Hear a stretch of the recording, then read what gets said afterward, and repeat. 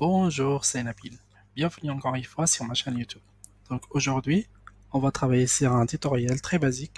Là, on va parler sur une fonctionnalité très basique de la carte Arduino, mais très importante quand on veut afficher des messages sur le terminal de l'Arduino. Donc, on va juste écrire un code simple avec lequel on va commencer. Donc, juste pour rappel, donc pour la carte, pour le port côté pour l'Arduino, on a deux fonctions. Donc, une fonction qui s'appelle setup, c'est ici, on fait ce qu'on appelle configuration. Et ici, c'est exécution de notre programme en boucle. Ici encore en bas, en haut, on peut déclarer les variables qu'on va utiliser. Okay? Donc, supposons qu'on veut afficher un message sur le terminal de la carte Arduino. Donc, ici en simulation, notre terminal il se situe ici. Donc, on a la possibilité d'envoyer un message qui sera affiché dans le terminal. Donc, je vais vous montrer pour les gens qui ont utilisé une vraie carte Arduino avec le logiciel Arduino. À la fin de la vidéo, je vais vous montrer comment est-ce que vous allez faire ça. Et le code, ça reste le même. Donc, la première chose qu'on va faire, c'est initialiser le terminal. Okay? On va juste écrire serial. Begin. On va mettre 9500. Cette valeur, je vais l'expliquer après. Pour le moment, juste mettre 9500. C'est en quelque sorte la vitesse avec laquelle on va imprimer les caractères sur l'écran. Et ici, on va juste faire, on va pouvoir afficher notre premier message. On va juste faire serial.print. On ouvre les parenthèses.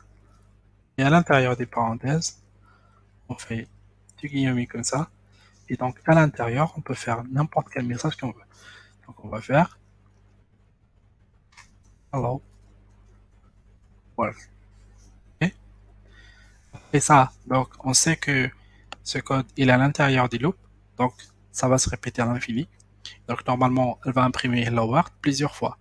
Donc, juste pour qu'on puisse voir le message qui s'imprime l'un après l'autre, on va juste faire un délai.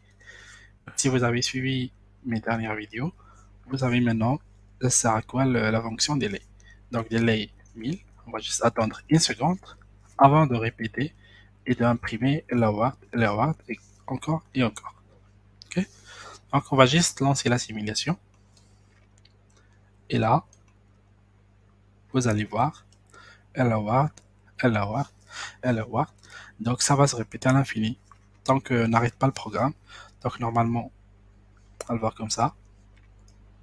Et on arrête le programme. Donc maintenant, vous voyez que print, elle écrit tout dans une seule ligne. Okay? Donc il y a un astuce pour écrire chaque message dans une ligne en ajoutant juste ces deux caractères. Donc voilà. Et on exécute le même programme. Ça va afficher hello world pour chaque ligne. Voilà. Très bien. Donc c'est bien d'afficher des messages, mais à quoi sert d'afficher des messages?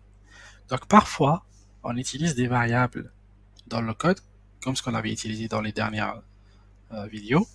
Donc, supposons qu'on a une variable int, variable égale, par exemple, 5. Dans la boucle, on veut incrémenter cette variable. C'est-à-dire, on va faire variable égale variable plus 1. Donc, si vous avez bien compris et vous avez suivi les dernières vidéos, vous savez que la valeur de cette variable, elle va s'incrémenter de 1 à chaque fois que le programme s'exécute en boucle.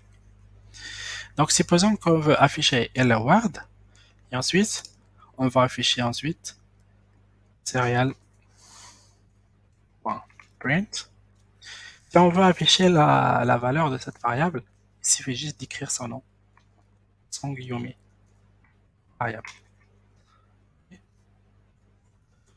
Voilà. Donc, normalement, le variable sera incrémenté. Alors, disons qu'il va commencer à 0 ici. Ici, il aura déjà la valeur 1, parce que 0 plus 1 est égal à 1. On va écrire hello world. On ne va pas écrire hello world, on va écrire notre variable égale, voilà, le point. Donc là, ça va imprimer notre variable égale et elle va imprimer la valeur de la variable. Ok. Donc, si on fait start, voilà, voilà, 3, 4, 5, 6, 7, 8, 9. Voilà. Donc, il y a un petit problème dans l'affichage. Donc, ici, il écrit la taille, il écrit le message, et ensuite il revient à la ligne, puis il écrit la variable. Supposons qu'on ne veut pas revenir ici à la ligne, mais on veut revenir à la ligne après le variable. Donc on fait serial.print, et on fait juste ce caractère qui va nous renvoyer à une nouvelle ligne. Si on exécute encore une fois, voilà, ça va afficher notre variable est égale à 1, 2, 3, 4, 5, 6, ainsi de suite. Donc, en se basant sur ça, on peut débugger notre programme. Si jamais on utilise des variables partout dans le code et que l'Arduino nous donne un résultat qu'on ne souhaite pas, il faut aller voir, par exemple, si un variable il n'est pas bien initialisé ou alors il n'est pas bien incrémenté ou quelque chose comme ça. Donc pour savoir sa valeur, pour connaître la valeur, il faut à chaque fois afficher cette variable sur le terminal. Voilà. Donc je vais vous montrer juste une autre chose pour le retour à la ligne. Donc il y a soit cette méthode là, ok, soit pour dire que à la fin de cet affichage retour à la ligne, il y a une fonction qui s'appelle, au lieu de print comme ça, print ln. Et là c'est suffisant pour que la fonction retourne à la ligne. Donc si on exécute, voilà, tout simplement. Donc vous pouvez jouer avec ces fonctions comme vous voulez pour bien comprendre leur utilisation, et ensuite vous pourriez les utiliser dans les programmes. Donc je vous invite peut-être à revenir vers les anciens tutoriels et prendre ces tutoriels et essayer d'afficher les différentes variables qu'on avait utilisées. Voilà.